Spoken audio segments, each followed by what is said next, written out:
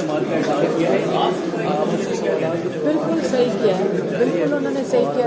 हम इतनी देर से इस कोर्ट में खालसा के केस में थे और सारों को पहले से पता होता है कि यहाँ इस कोर्ट से क्या फैसला आना है। तो ना बिस्मिल्लाहिर्रहमानिर्रहीम, अस्सलाम वालेकुम। मैं हूं फयाज़ महमूद और आप देख रहे हैं फयाज़ महमूद यूट्यूब चैनल। नाज़रीन, आज हम बात करेंगे साइफ़र केस की और उसके अलावा बुशरा बीबी और जेल के अंदर होने वाली कुछ हैपनिंग्स की, जो इस वीलॉग में आपके साथ मैं शेयर कर रहा हूँ। बड़ी इंपॉर्टेंट किस्म की जो चीज़ें हैं जो अब से पहले आपने नहीं सुनी, वो सब इस केस में हम बात करेंगे। हाँ, देखें, आज मजमूई तौर पर इमरान खान साहब के दो बड़े अहम केसेस की समाअत थी। एक तो साइफ़र केस, आपको पता है कि वो हमें मालूम ही था कि वो उस पर आज कुछ नहीं होना, लेकिन इसके बावजूद उसमें कुछ हुआ है और वो बहुत बड़ा कुछ हुआ है। दूसरा उसमें केस था 190 मिलियन जो पाउंड करप्शन केस है उनके खिलाफ, अलकादर ट्रस्ट केस का। उस केस में आपको पता है कि उनकी आज 17 नवंबर को डेट रखी गई थी और दिन 11 बजे का वक्त मुकर्रर किया गया था। और बुशरा बीबी की इस्लामाबाद की एहतसाब अदालत में समाअत थी, क्योंकि इमरान खान साहब जेल में हैं तो उनका केस जेल में ही होना था और बुशरा बीबी की जो समाअत है वो जेल में हुई।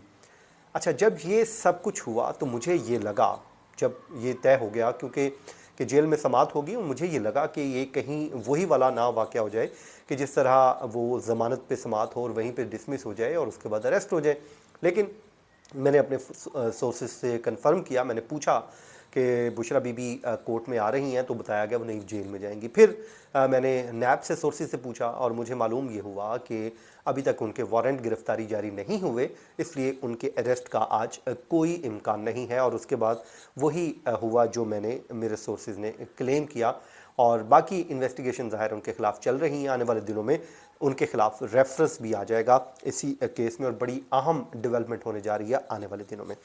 अच्छा जनाब, उसके बाद दिन 11 बजे से पहले ही बुशरा बीबी वहाँ पर पहुँच चुकी थी और उसके अलावा साइफ़र केस की समाअत का आगाज़ हो चुका था। जज अबुल हसना जुल्करनैन साहब वहाँ पर पहुँचे। जज अबुल हसना जुल्करनैन और जज मोहम्मद बशीर, एहतसाब अदालत में इन दोनों का जो चैम्बर जो है या केस कोर्ट्स हैं बिल्कुल साथ जुड़वा है। दरमियान में एक चैम्बर आ जाता है, एक कोर्ट इनकी ऑफिशियल सीक्रेट एक्ट की कोर्ट है और दूसरी इनकी कोर्ट है। लेकिन दोनों जजेस को अडयाला जेल जाना पड़ता है और वहाँ पर वो गए और वहाँ पर जाके उन्होंने आज की हेयरिंग की समाअत की। अच्छा, जब वहाँ पर पहुँचे तो जो है इनकी हाज़िरी वगैरह लगाई गई और बता दिया गया कि जी इस्लामाबाद हाई कोर्ट ने तो स्टे ऑर्डर दे रखा है और इसलिए समाअत नहीं हो सकती और अब जो है अदालत ने अगली तारीख 20 नवंबर की रखी हुई है। जिसके बाद शाह महमूद कुरैशी भी आए, चेयरमैन पीटीआई इमरान खान को भी लाया गया और जज ने उनसे एक मुकालमा किया, उनसे पूछा कि क्या आप दोनों को कोई परेशानी तो नहीं है, कोई शिकायत तो नहीं है। तो जिस पर उन्होंने जो है चेयरमैन पीटीआई इमरान खान और vice chairman PTI Shah Mahmood Qureshi ने कहा कि कोई ख़ास शिकायत नहीं है। अलबत्ता इमरान खान ने जब ये बात कही कि मेरे बेटे की आज सालगिरह है और मैंने आपसे कहा था कि मेरी उनसे टेलीफोनिक बात करवा दें। आपको पता है, जब इंसान मुश्किल वक्त में होता है, ख़ासकर तन्हाई में होता है, तो उस वक्त आपको छोटी छोटी जो चीज़ें हैं वो बड़ी जो है इम्पॉर्टेंट लग रही होती हैं। आम दिनों में ये होती सालगिरह तो शायद उनको महसूस ना होता, लेकिन ये उनको महसूस हुआ और उसके बाद जज साहब ने आगे से जो जवाब दिया, उन्होंने कहा कि आपकी दरख्वास्त जो है वो ज़ेर समाअत है, हम उसको देख लेते हैं। तो जिसके बाद वो ज़ाहिर अभी तक जो सोर्सेज हैं ये बताते हैं कि उनकी बात नहीं हो सकी। ये वाकई बड़ा मुश्किल वक्त होता है। ये तो ज़ाहिर एक सालगिरह की बात थी। मुझे जब ये मैं सुन रहा था तो मुझे एक चीज़ याद आ गई, मियाँ मोहम्मद नवाज़ शरीफ की। जब वो कोर्ट में आए और हमने उनसे उनकी अहलिया की तबीयत से मुतल्लिक उस टाइम पूछा तो वो बड़े परेशान हुए। उन्होंने कहा कि उनकी तबीयत नासाज है, वो इतनी अच्छी नहीं है, बल्कि मेरी तो बात भी नहीं करवाई जाती। अच्छा, मीनवाइल ये मामला ख़त्म हो गया और वो चले गए, उनको लेकर शिफ्ट वापस जेल मुंतकिल कर दिया गया और हम वहाँ से निकल कर यूँ निकलते निकलते शाम हो गई। जब हम ऑफिस पहुँचे तो अभी मैं रास्ते में ही था कि ख़बर आ गई कि कलसूम नवाज़ का इंतकाल हो गया। और वो जब उसके बाद मियाँ साहब से मेरी मुलाकात हुई तो उन्होंने कहा कि मेरी ज़िंदगी का इससे मुश्किल वक्त मैंने नहीं देखा जो मैंने उस वक्त देखा, उस वक्त जो काटा मुश्किल वक्त। तो बहरहाल अल्लाह ताला किसी को भी ऐसे मुश्किल वक्त में ना डाले।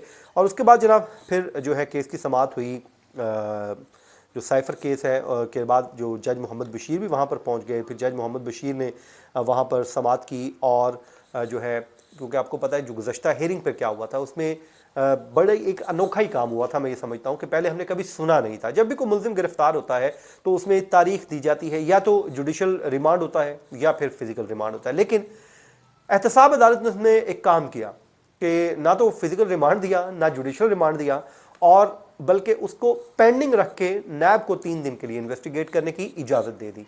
अब ये तो हमने कभी सुना भी नहीं था कि ऐसा भी कुछ होता है। बहरहाल ये सब कुछ हुआ और ये मामला पेंडिंग भी रहा, क्योंकि देखिए इसका नुकसान क्या हुआ। नुकसान ये हुआ इमरान खान को कि उन्होंने ज़मानत के लिए दरख्वास्त दायर नहीं कर सके। जब तक जुडिशल रिमांड पर आप नहीं होते, आपकी ज़मानत नहीं होती है।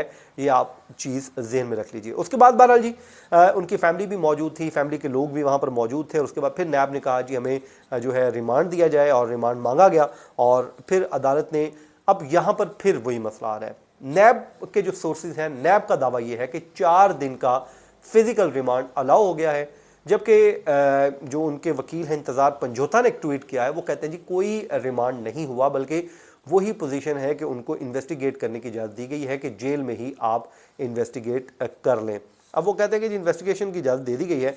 अब फिर वही मसला आ गया है, और उसके बाद ये सारी चीज़ें जो आपके सामने मैंने रख दी हैं। अब आ जाए जी जो बुशरा बीबी साहिबा ने किया, वो बड़ा इंपॉर्टेंट है, वो बहुत अहम है, क्योंकि इस वक्त इस्लामाबाद हाई कोर्ट में जो इमरान खान साहब के मेन केसेस जो हैं वहाँ पर लगे हुए हैं, और वहाँ पर सबसे ज़्यादा जो केसेस हैं चीफ जस्टिस आमिर फारूक साहब की अदालत में, बल्कि सारे केसेस ही उन्हीं के पास ही जा रहे हैं। और उसके बाद डिवीजन बेंच में एक केस लगा हुआ है जो जेल ट्रायल और जज की तैनाती के खिलाफ, जो पीर तक है, जिसमें स्टे ऑर्डर हुआ है। अब बुशरा बीबी के वकील रोस्टरम पर आए इंतज़ार हुसैन पंजोता साहब, और उन्होंने आके पहली बात जो जज साहब से की, ये कल की बात है जो आपके साथ मैं शेयर कर रहा हूँ, उस पर उन्होंने कहा कि जनाब हमारे क्लाइंट को आप पर एतमाद नहीं है, तो गुजारिश ये है कि आप हमारे जितने भी केसेस हैं उसको किसी दूसरे बेंच को ट्रांसफ़र कर दें।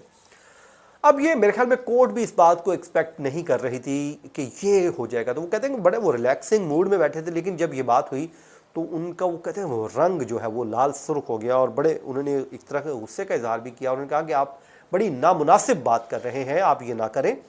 और उसके बाद उन्होंने कहा कि ठीक है, इन्होंने कहा नहीं जी हम क्यों, हमने देखा है कि जो एक ही माइंड सेट है वो इसी के तहत फैसले आ रहे हैं, तो मेरा क्लाइंट ये समझता है कि हमें आपके सामने पेश नहीं होना चाहिए, हमें आप पर एतमाद नहीं है।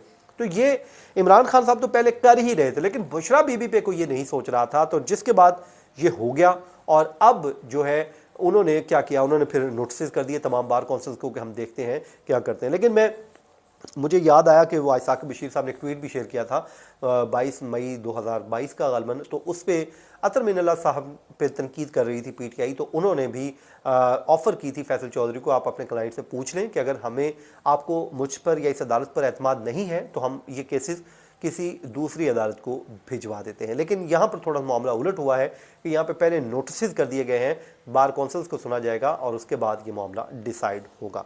ये था जो आज का हमारा वीलॉग। अपनी दुआओं में याद रखें। मुझे दीजिए इजाज़त, अल्लाह ने के बाद।